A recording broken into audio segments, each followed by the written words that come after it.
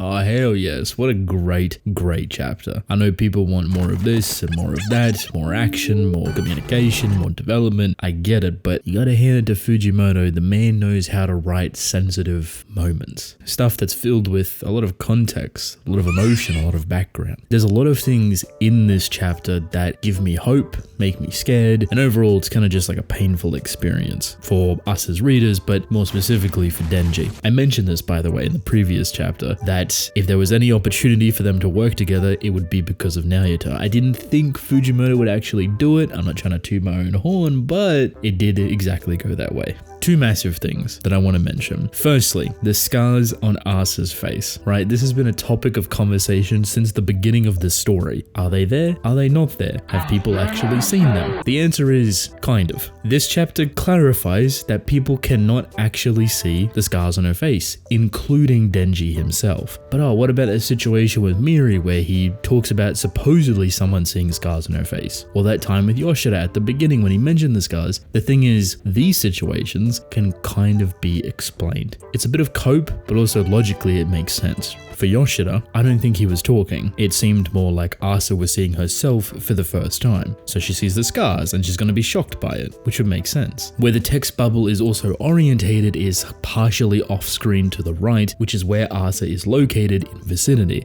If it was Yoshida, I would say the speech bubbles would have been more clear to see where it was coming from, maybe lower to the panel to emphasize that it's coming from him. So it's unclear, but to me, that was always Asa saying that. When it comes to Miri, I have an idea for that. So this was in the time when she was fighting all of these devils and really gaining a lot of public traction and popularity. I like the idea of a supposed saying converting into a truth, but you don't actually know if it's reliable or not. Almost like it's a myth. Miri never seen it himself, but supposedly it has been seen. If it was by any means legitimate, the only thing I can think of is when she gets really in tune with fighting certain things, when more of her devil form or ability actually comes out to play. This would be deep within action, deep within combat, deep within taking over Asa's body fully. Only explanation I could give it. For now though, what we're working with, the scars don't appear on Asa's face. It's just a symbolic gesture for us as readers to easily clarify who's actually talking. If you want to draw that out just a little bit further on why that makes sense for a story like Chainsawman as well as just writing in general, Asa technically sees herself in a third person. She's like a ghostly body looking at herself being controlled by war,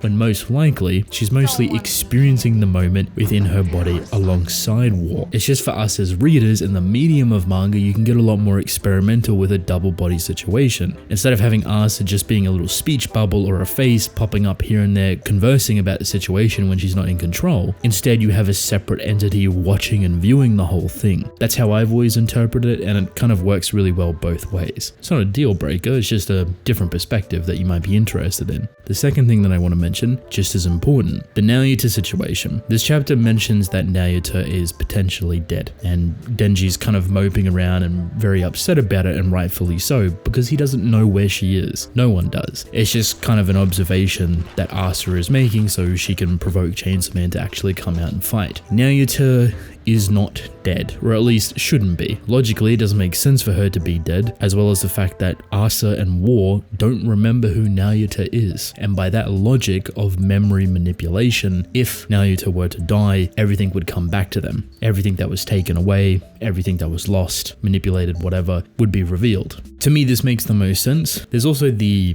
weirdness of just killing Nayuta off in the background in hopes to spark Chainsawman into a much bigger, more dangerous thing. I don't feel like it has much of an effect when it's utilized that way. Sure, you could drag out this process now of him being so desperate to find Nayuta, which is the emotional context that we're getting that's very heavy, but getting all the way there only to find her dead and already respawned back into the world doesn't really sit right with me. I don't think it hits all too hard and undervalues the worth of what Nayuta is as a character. She could be in a bad position, maybe on her way of dying, but as soon as she's dead, she respawns instantly back into the world. I don't know if you want to run that idea or gauntlet again, it gets a little bit tiring. So I think Nayuta is a very personal character for Denji, and having her within the story and actively kind of unknown of her situation is vital. Killing her off though feels almost useless in a way. A spark to ignite Denji, you don't really need it because it's basically already here. Anything would push him over the edge right now.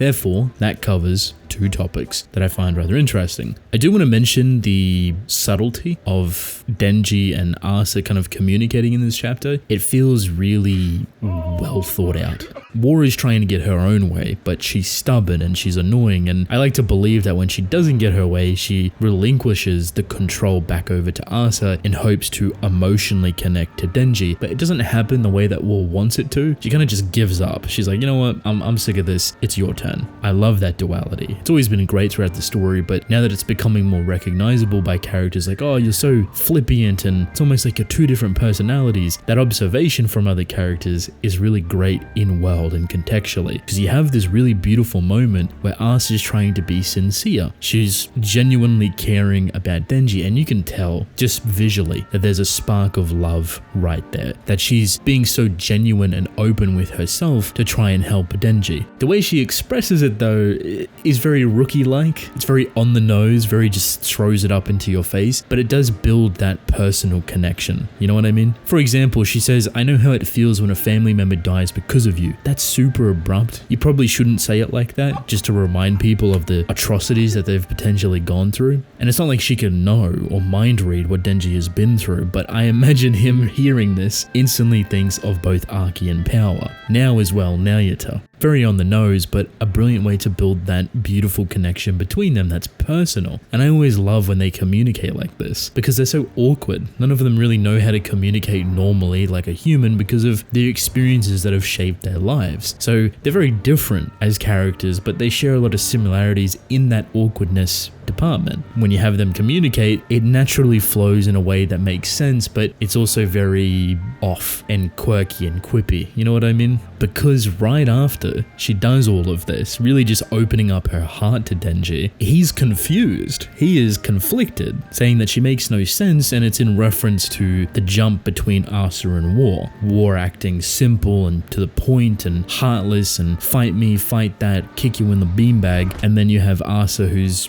trying to be super compassionate. And you can see that she gets called out by it. She kind of takes a step back to realize like, oh, it is like that. There's no seamless connection between me and War. So she tries, at least in my opinion, she tries to bridge that connection like, oh, fight me, but it's Asa saying it this time. Just jumping away from the compassion that she was originally showing to try and mimic War. It's a lot to take in, but it makes for beautiful moments. Denji is not in a position to fight or to even argue. You can see the longing on his face, the depression, the kind of madness slowly settling in because he really has to find Nayuta. And he's going to do everything within his disposal, including, might I add, sacrifice himself or his agency to find her. So he offers that at the beginning of the chapter, that he will do anything, fight anyone, as long as they help him find Nayuta. That's what's important to him. Sacrificing himself is all he's kind of ever known. So it is very introspective, very depressive, but it does kick up right towards the end in a nice little funny, lighthearted way.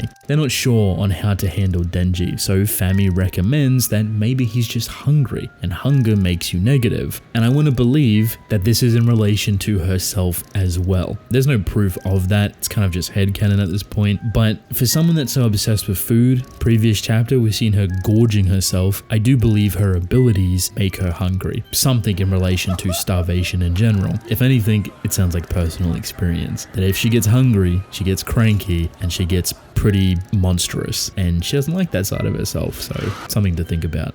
But I have to mention the final page. I love this moment because Denji is hungry. He takes that offer. He's going to get food, but he recommends sushi, and Asa does not like that. Katanaman chirps in, calling her out, and Denji only wants sushi. So the final panel you get of Asa is her trying to like come to terms with eating sushi and sucking it up. And she's willing to sacrifice that part of herself to help Denji. And just thinking about the group that they have now of all different people, Fami, Katanaman, the 3 students. I don't think I see Nail. I don't know where she is. It's a lovely little group, and potentially seeing them in a diner or a sushi bar or whatever it's going to be is going to make for an odd conversation, but I do hope that there is a conversation nonetheless. Therefore, seeing Denji in this type of way isn't going to inspire the full fight that they originally all want. They want him at a top tier performance, and this is not the way. I do not know where Nayuta is. She could be with public safety, she could be in another group or organization, she could be somewhere else. I really don't know, and that's kind of the oddest thing about it. Unfortunately, no chapter next week, but as always, I am excited to see what Fujimoto cooks up.